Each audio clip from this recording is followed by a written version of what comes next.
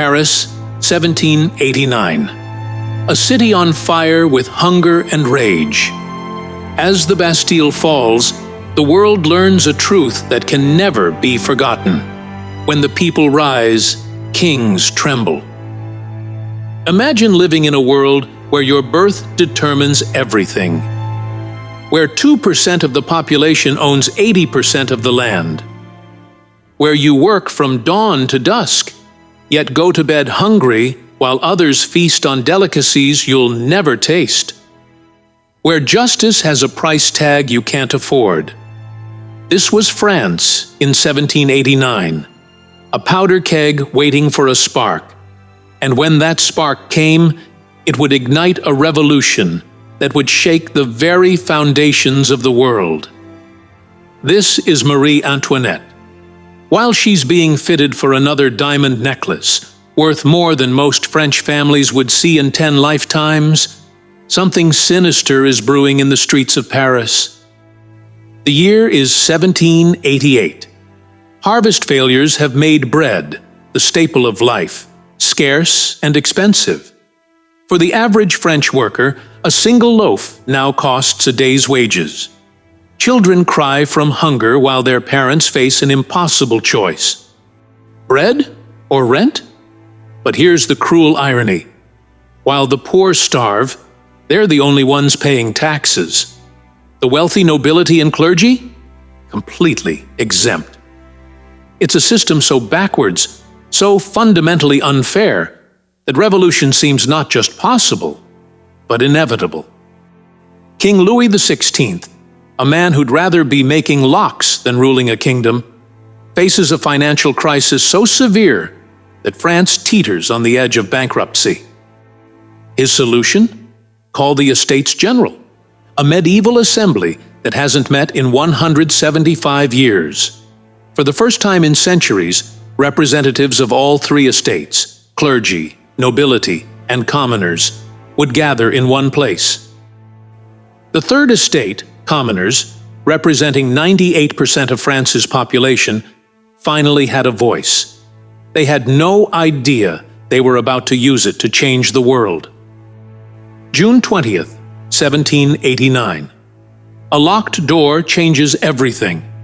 When the third estate finds themselves barred from their meeting hall, they don't go home. They don't accept defeat. Instead, they crowd into a nearby tennis court and make a promise that will echo through history. We swear never to separate until we have given France a constitution. With these words, the French Revolution begins. Not with violence, but with a promise.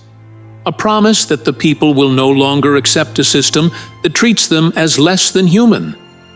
But promises need power to back them up. And power, in 1789 France, meant one thing: the Bastille fortress. This medieval prison had become the ultimate symbol of royal oppression, a place where people disappeared without trial, where justice went to die. July 14th, 1789. The people of Paris have had enough. Led by common citizens, shopkeepers, craftsmen, laborers, a crowd storms toward the Bastille. They're not just seeking gunpowder and weapons, they're seeking their dignity. The siege is brutal. Governor Delaunay promises safe passage, then orders his guards to fire into the crowd. The betrayal ignites something primal. The crowd swarms the fortress walls.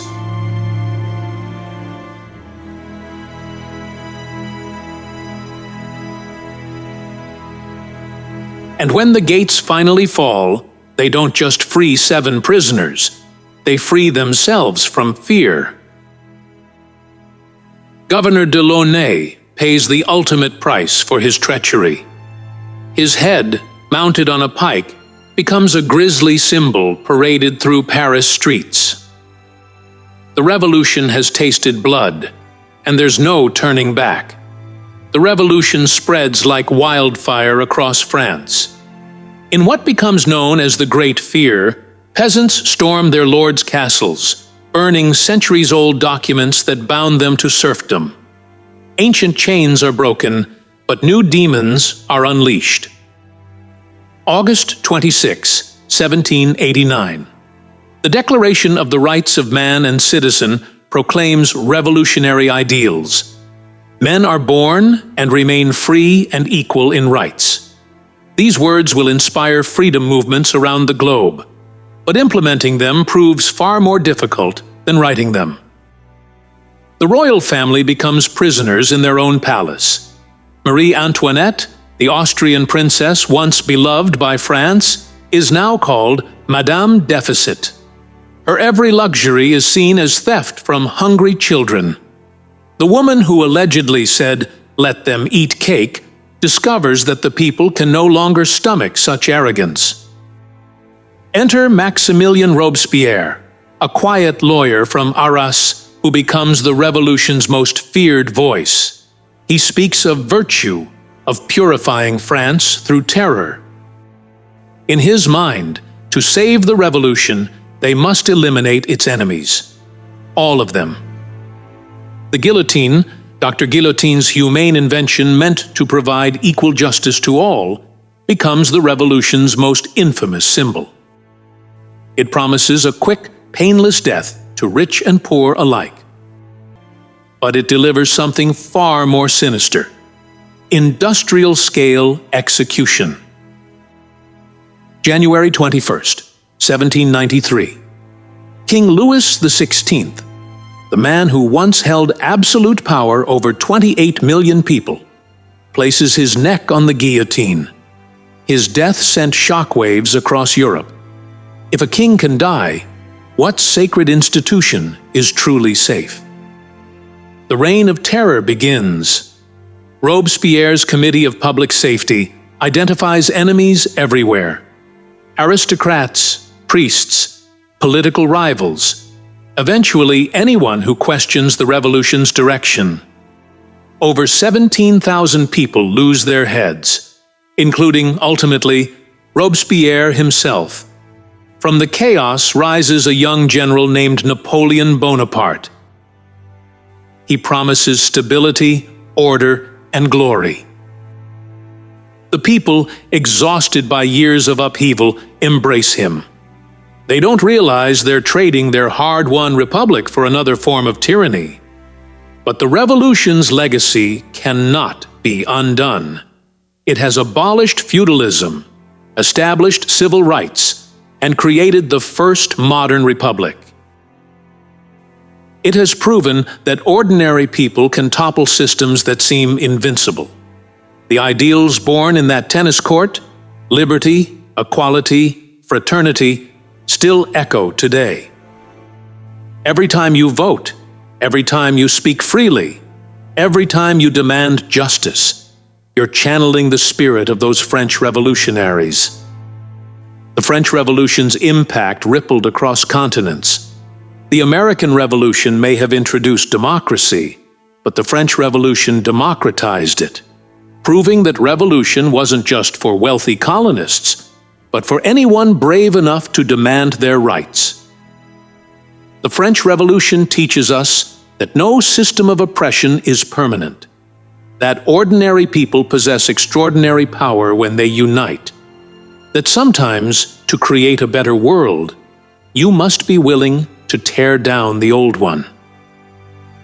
Every July 14th, as France celebrates Bastille Day, we remember not just the storming of a fortress, but the moment when humanity said enough to injustice. When bakers and blacksmiths proved they were citizens, not subjects. The revolution may have ended over 2 centuries ago, but its question remains: what will you do when faced with injustice? Will you accept it? Or will you demand better? The choice, as always, is yours. If this story of courage and transformation moved you, like and subscribe for more stories that shaped our world. Because understanding history isn't just about the past, it's about recognizing our power to shape the future.